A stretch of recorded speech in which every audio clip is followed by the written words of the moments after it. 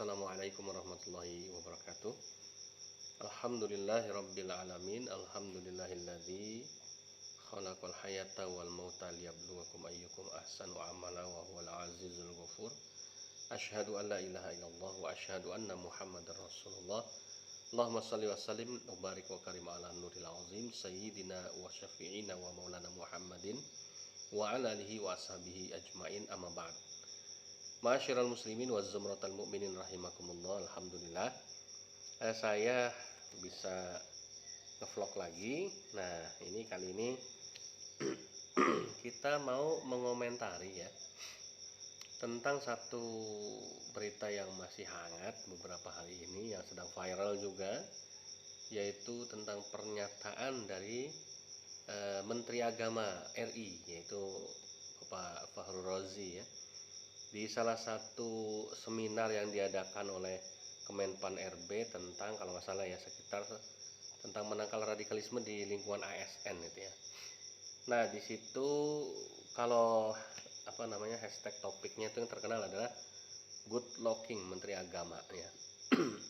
Jadi di situ Menteri Agama mengatakan bahwa salah satu pintu masuk radikalisme ke dalam masjid adalah lewat ustadz muda, anak-anak habis Quran yang good looking lah ya. Jadi penampilannya bagus, bahasa Arabnya bagus ya, hafal Quran, kemudian dia diterima di masjid itu ya, kemudian akhirnya jadi imam sholat, suruh ngisi ceramah, lama-lama mulai jadi pengurus masjid, manggil teman-temannya ya, akhirnya mulai menyebarkan paham radikalisme. Intinya begitu. Sebetulnya saya nggak tertarik awalnya ya karena kan saya juga sudah mendengarkan penjelasan dari Dirjen Bimas Islam tentang hal ini, bahwa itu adalah perspektif dari Menteri Agama ya, yang multitafsir lah ya. Dan saya sekali lagi menghormati pemerintah lah ya. Jadi kalau urusan Menteri Agamanya saya sih nggak ada masalah gitu ya. Cuma memang problemnya itu ada ketika saya membaca salah satu komentar di Twitter ya, salah satu netizen.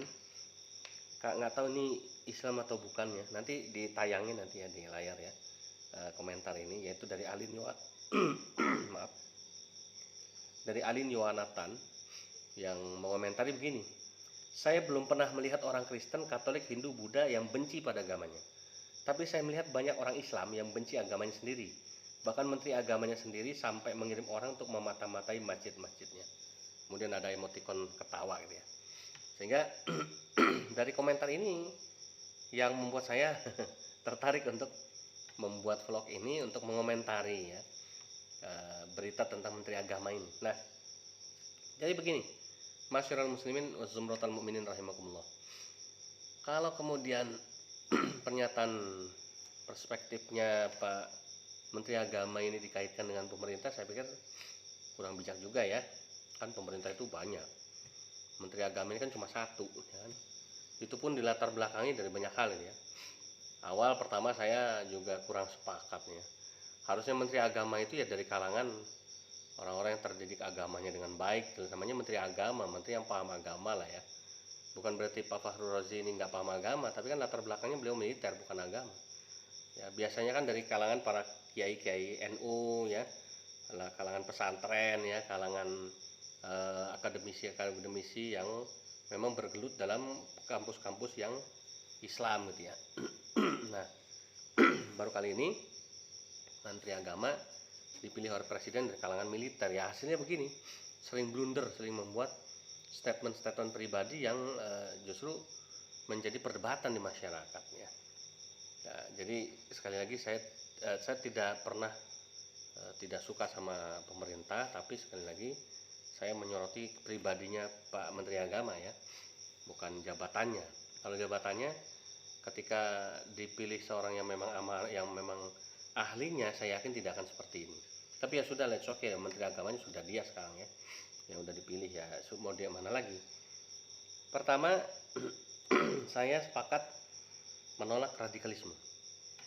Saya pribadi ya, dan siapapun ustadz di Indonesia ini. Kenapa? Karena Islam tidak mengajarkan radikalisme. Al-Quran, hadis Nabi, bahkan Rasulullah Muhammad SAW adalah orang yang rahmatan alamin. Satu-satunya agama yang memiliki konsep rahmatan lil alamin cuma Islam. Maka ketika Islam dituduh radikal, mengajarkan radikalisme, ya ini dari mana dasarnya? Ketika masjid dituduh sarang radikalisme, dari mana dasarnya? Masjid itu tempat orang sholat, ya, masjid itu tempat orang ibadah, masjid itu public area. Nggak mungkin dong public area mengajarkan radikalisme. Emang tuh orang kupingnya pada budak semua. Emang jamaah yang hadir itu semuanya pada tolol semua gitu ya. Sehingga kalau ada ustadz mengajarkan radikalisme mereka akan diem aja. Ya enggak lah. Masyarakat kita orang cerdas-cerdas. Kalau ada ustadz yang memang mengajarkan radikalisme di dalam masjid, pasti ustadz itu akan diprotes. Udah nggak usah dipakai lagi, kan begitu. Ya.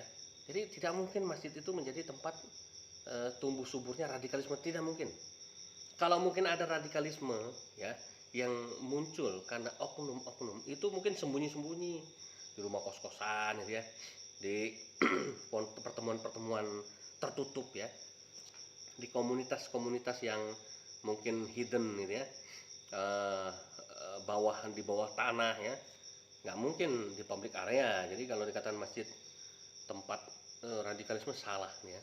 Apalagi orang yang tadi ya masuk ke masjid ya good looking, udah jelas hafal Quran, bacaannya bagus, bahasa Arabnya bagus, kok kemudian dituduh mengajarkan radikalisme, ini kan juga ngawur lah menurut saya ini ya. Jadi dalam hal ini memang saya setuju bahwa pendapatnya Menteri Agama secara pribadi ya, Pak Fakhr Razi ya Bu ya, ini sudah keliru ya, sudah berlebihan dan ngawur dia kalau menuduh orang-orang yang good looking ini sebagai orang-orang yang kemudian berpotensi mengajarkan radikalisme.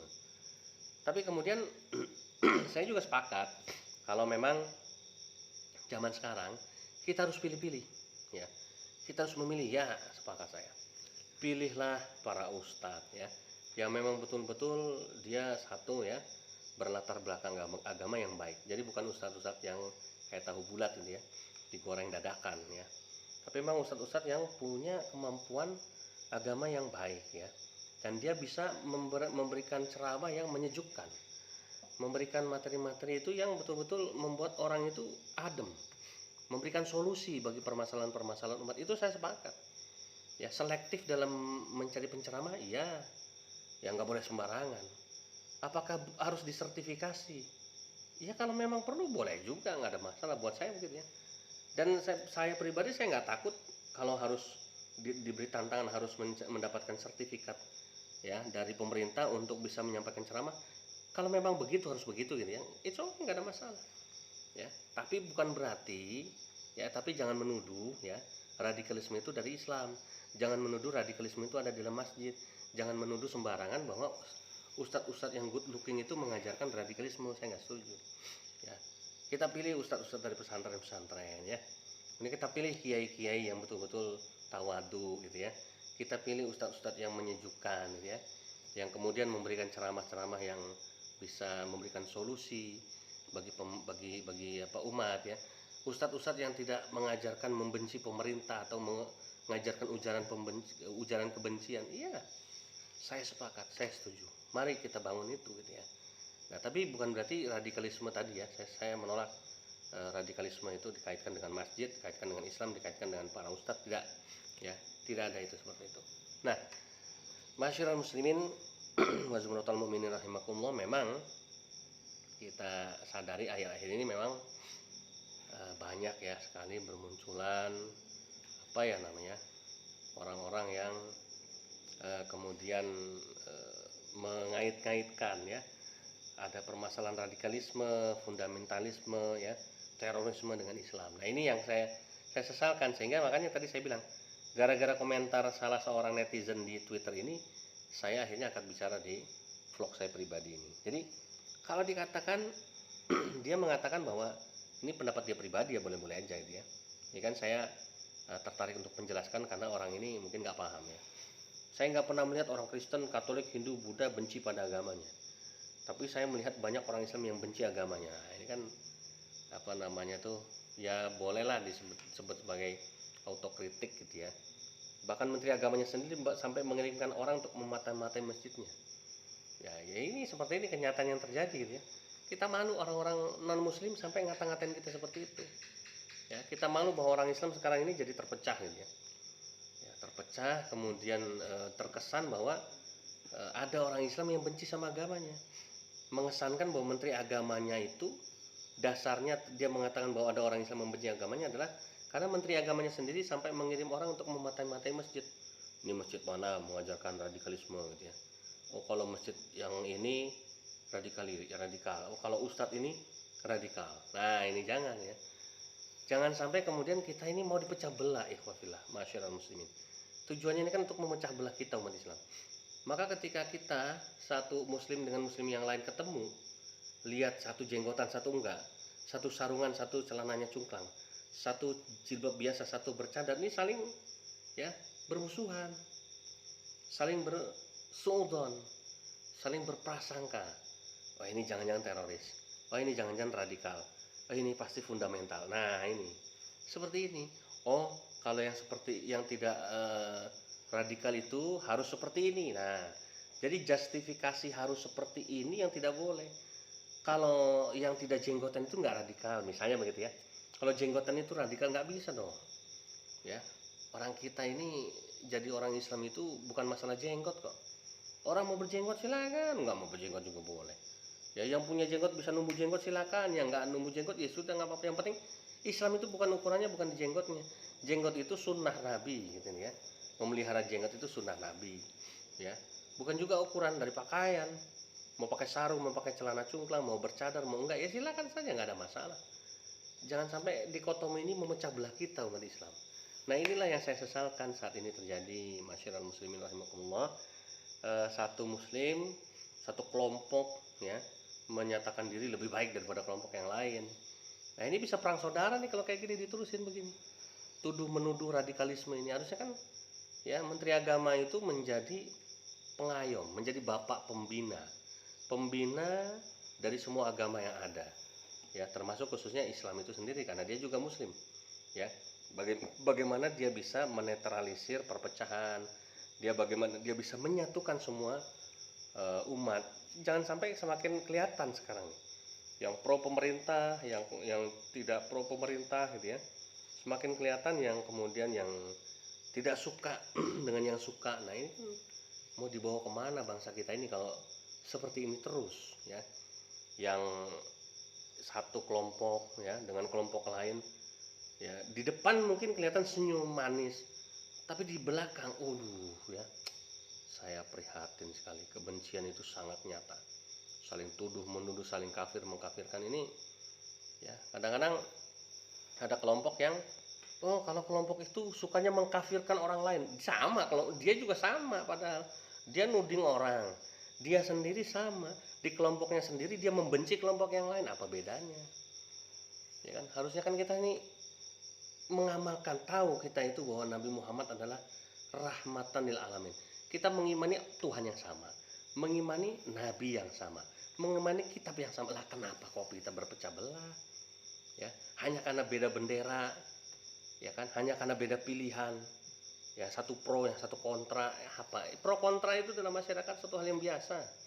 Ya, satu hal yang biasa. Kenapa kita harus jadikan masalah ya? Nah, jadi inilah makanya saya begitu dapat baca Twitter ini saya sedih gitu ya. Kenapa sampai orang non muslim saja menilai serendah itu umat Islam, menilai Islam itu seburuk itu gitu ya. Kan kita malu harusnya. Jadi saya tidak menyalahkan orang yang mengkritik itu, justru saya menyalahkan kita umat Islam. Kenapa kita umat Islam ini mau dipecah belah ya, baik yang pro maupun yang kontra, semua lah, termasuk saya pribadi. Sama-sama kita muhasabah, sama-sama kita benahi. Ayo kita tunjukkan Islam itu bersatu. Islam itu yang agama yang bisa menjadi contoh. Kita ini kuntum khair ummah, kita ini adalah umat yang terbaik ya. Umat yang terbaik harus memberi contoh pada umat yang lain ya. Kalau kayak gini caranya gimana kita mau jadi contoh? Malu kita ini ya, dikritik umat lain ya, sampai dikatakan bahwa saya belum pernah lihat orang Kristen, Katolik, Hindu, Buddha benci sama agamanya. Walaupun ini juga subjektif ya, kenyataannya ada juga sebetulnya, tapi ya oke lah, biarkan aja. Tapi saya melihat banyak orang Islam benci sama agamanya ya. Contohnya itu tadi Menteri Agamanya sendiri sampai mengirim orang untuk memata-matai masjid-masjidnya. Aduh, saya langsung astagfirullahaladzim ya Allah ya. apa yang terjadi sama umat Islam ini di Indonesia ini ya. Sampai kita di rendahkan oleh orang lain, sampai kita dikata-katain oleh orang lain, sampai orang lain menilai kita begitu buruk. Naudzubillah subhanallah. Ayo mari sama-sama kita yang semua ya komponen ya yang besar di Indonesia, contoh NU, Muhammadiyah, bergandengan tangan lah ya, jangan saling berpecah belah. Yang pro pemerintah, yang juga mungkin kelompok-kelompok yang mengkritisi pemerintah, sama ya, kita semua saling bergandengan tangan, jangan mau dipecah belah. Kepentingan untuk menjaga persatuan dan kesatuan umat lebih penting di atas segala-galanya ya, daripada kepentingan pribadi dan golongan. Demikian mungkin yang bisa saya sampaikan. Mohon maaf lahir batin yang apabila ada yang salah, semua bersumber dari kekurangan saya, dan mudah-mudahan ini menjadi wacana buat kita semua yang positif. Demikian akhirul kalam, billahi taufiq wal hidayah. Wassalamualaikum warahmatullahi wabarakatuh.